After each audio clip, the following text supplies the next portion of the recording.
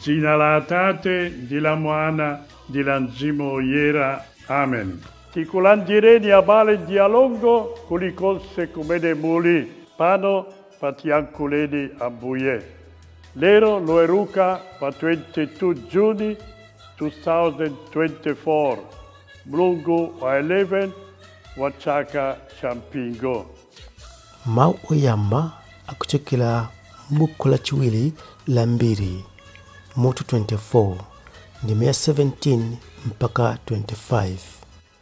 Amene akutiwerengera mawu oyamba ndi a Cosmas Gift Nyoni kuchokera ku St. Martin Outstation Mingo, St. Joseph Lourdes Parish mu Archdiocese ya Lilongwe. Mawu a mthenga wabwino akuchokera mu mthenga wabwino wa Mateyu woyera mutu 6 ndime ya 24 mpaka 34. Amene akutiwerengera mawu a mthenga wabwino komanso kutigawira mawu ndi Bishop Alessandro Pagani, Ambuye opuma a Diocese ya Mangochi. Mawu oyamba. Mawu a m'buku lachiwiri la Mbiri. Yehoyada atamwalira, akalonga a ku Yuda adabwera kudzalambira mfumu, ndipo mfumu idawamvera. Anthu adasiya nyumba yachauta Mulungu wa makolo awo namatumikira mafano. Tsono mkwiyo wa Mulungu udawagwera anthu a ku Yuda ndi a mu Yerusalemu chifukwa cha tchimo lawoli. Komabe Mulungu adatuma aneneri pakati pawo kuti anthuwo awabweze kwa chauta. Koma aneneriwo atawadzudzula, anthuwo sadasamaleko ayi. Tsono mzimu wa Mulungu udalowa mwa Zekariya mwana wa nsembe Yehoyada. Iye adayimirira pakati pa anthuwo nawawuza kuti, chauta akufunsa kuti, chifukwa chiyani mukuchimwira malamulo a chauta? Ndithu simudzapindula kanthu. Koma anthuwo adachita chiwembu, ndipo mfumu italamula adamponya miyala m'bwalo la nyumba yachauta. Motero mfumu Yowasi sadakumbukire zabwino zimene Yehoyada bambo ake wa Zekariya adamchitira, koma adapha mwana wake. Ndipo pamene ankafa mwanayo adati, chauta apenye ndipo abwezere chilango. Pakutha kwa chaka, gulu la nkhondo la ku Siriya lidadzamenyana ndi Yowasi. Adabwera ku Yuda ndi ku Yerusalemu, napha akazembe onse a anthu pakati pa anthuwo. Ndipo adatumiza zofunkha zawo zonse kwa mfumu ya ku Damasiko. Ngakhale gulu la nkhondo la ku Siriya lidadza ndi anthu ochepa, chauta adapereka m'manja mwawo gulu lalikulu kwambiri la ankhondo, chifukwa chakuti anthuwo anali atasiya chauta, Mulungu wa makolo awo. Umu ndimo mmene anthu a ku Siriya adalangira Yowasi. Asiriya aja atamsiya wovulazidwa kwambiri, mnyamata ake adamchita chiwembu chifukwa cha magazi a mwana wa Yehoyada wansembe uja, ndipo adamphera pa bedi pake. Motero iyeyo adafa, ndipo adamuyika m'manda mu mzinda wa Davide, koma sadamuyike m'manda a mafumu. Mawu a Ambuye. Tithokoze Mulungu. Ambuye akhale nanu. Mawu a mthenga oyera monga adalembera Mateyu.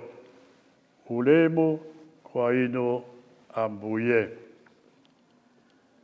Pa nthawi yomweyo Yesu adati, munthu sangathe kutumikira mabwana awiri, pakuti kapena adzadana ndi mmodzi kukonda winayo, kapena adzadzipereka kwa mmodzi kumanyoza winayo. simungate kutumikira onse awiri Mulungu ndi chuma.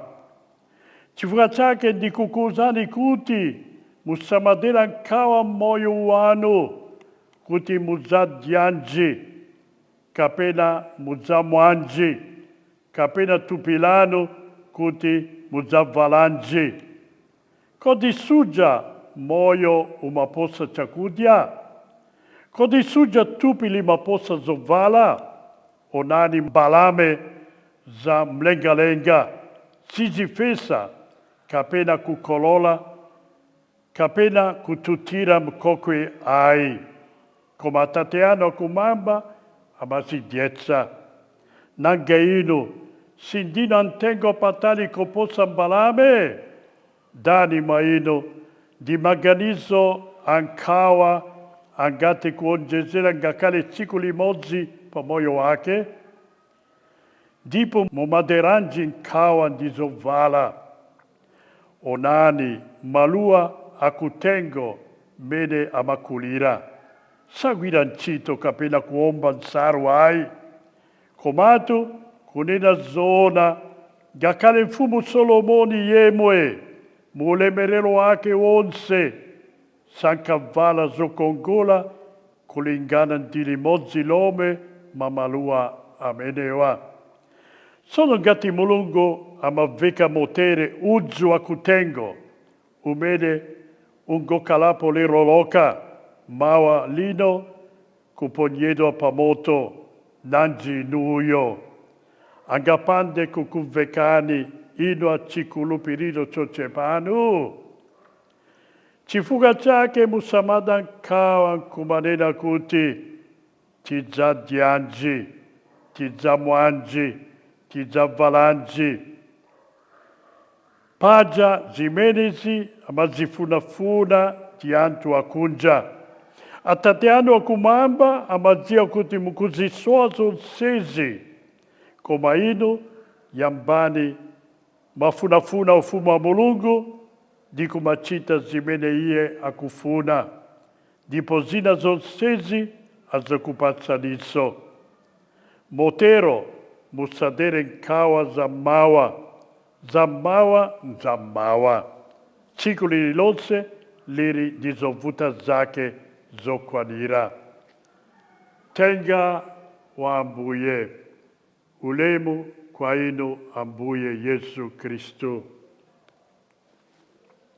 Mfumu Yoasi inalamulira bwino kwambiri anthu ake chifukwa anali kumvera malangizo wa ansembe Yehoyada. Koma ansembeyo Yehoyada atamwalira, anthu adasiya nyumba ya Mulungu natumikira mafano. Mulungu anatuma neneri yake kuti achenjeze anthuwa, koma anthu ake sanali kuwamvera. Anatumanso Zekaria, amene anali mwana wa ansembe abwino uja Yehoyada, koma adamponya miyala kenaka anapitirira kupembedza mafano awo.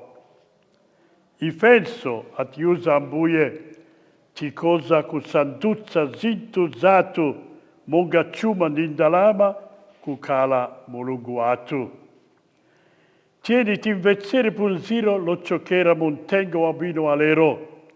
Yesu atichenjeza kuti munthu sangathe kutumikira mabwana awiri, pakuti kapena adzalanda ndi mmodzi ndi kukonda winayo. Simungate kutumikira onse awiri, Mulungu ndi chuma. Ifenso tikoza kukhudzidwa ndi nkhani yopembedza mafano. Zoona tiyenera kuvomera kuti chuma, ndalama zofunika pa zambiri. Sitikanatha kukhala moyo popanda ndalama. Ndipo ife tiyenera kugwira ntchito mokhetsa thukuta kuti tizipeze. Koma funso ndi loti, kodi zoona tite kugwira ntchito pa chifukwa chokhachi cha ndalama? Tikamatero kutanthauza kuti ndalama za sanduka cholinga chatu choka, ndipo zinchito zatu zonse zimagonjera ndalama. Gati tikotero sitiri a Kristo ai, como pembezza ndalama. Timakala moyo chifukwa cha ndalama, malo mokala moyo chifukwa cha Mulungu. Tsono ndalama malo mokala utumiki watu, zisanduka mwini watu otilamulira, otisandutsa akapolo ake. Gati timagwira ntchito kuti tikale moyo, tiyeneranso kuzindikira kuti tigwire ntchito pofuna kukulitsa ufumu wa Mulungu. Yesu atiuza kuti funafunani poyamba ufumu wa Mulungu ndi chilungamo chake, na zonse muzaonjezeredwa. Kristo pamene akugwira ntchito ayenera kuzindikira kuti azigwira chifukwa cha utumiki. Mosalepera ntchito yake idzamuberetsera ndalama zoyenerera kusunga moyo wake ndi banja lake. Koma iye sayenera kugwira ntchito chifukwa cha ndalama zokha. Ayenera kuyesa kugwira ntchito yake ndi mtima wa mtengo wabwino, mtima wa utumiki ndi wa chikondi. Cholinga cha moyo wathu chotsirizira ndi chikondi.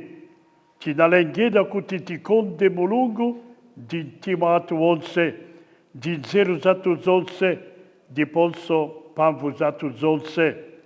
Ndiponso kuti tikonde anzathu monga Yesu mwini anawakonda, anatikondera.